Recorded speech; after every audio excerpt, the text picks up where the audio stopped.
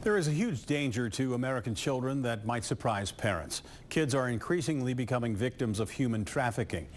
And what may be more shocking is some of the victims are led into this life by their families. It's plaguing every corner of our nation. Local 12's Sheila Gray has some warning signs every family needs to look for in tonight's Family 411.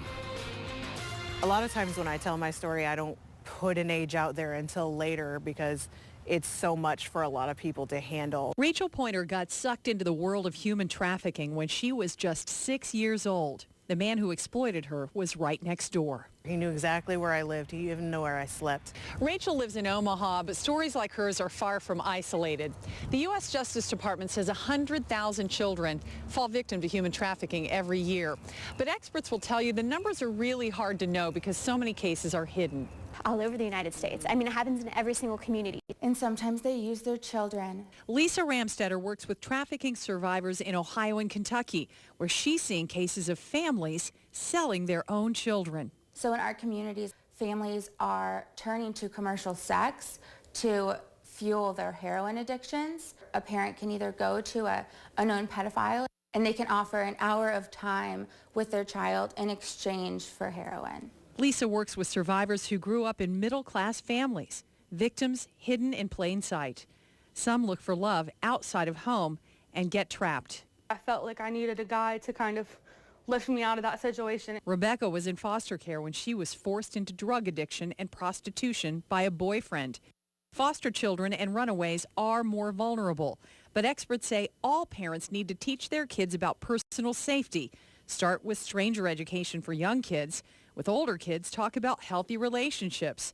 And they say no child should have complete social media freedom. Traffickers are really savvy on social media, and they're very good manipulators. And so they may initially appear to be a boyfriend, somebody who's a model agency, something else, and be recruiting our youth on Facebook. They prey on the most vulnerable members of our society. Some states like Indiana have changed laws to make human trafficking easier to prosecute.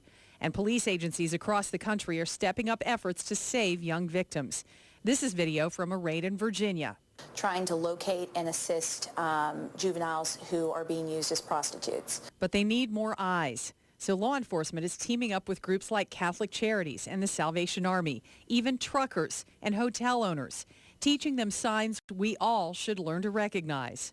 If you have a child who happens to have a lot of new items, like a really nice purse or nice boots or jewelry that the parent hasn't purchased for them, that might be an indicator. Ramstetter also says kids shouldn't be spending a lot of time with people who are much older. Other signs include poor physical health, lack of control, or other abnormal behavior.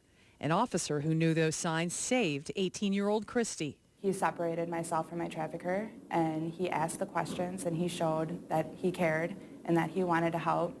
Advocates who help people like Christy believe shining a light on this invisible crime could save young lives, as long as people are willing to speak up. Sheila Gray, Local 12 News. If you have seen the signs, call the National Human Trafficking Hotline at 888-373-7888. We have links for talking to your kids about human trafficking at local12.com.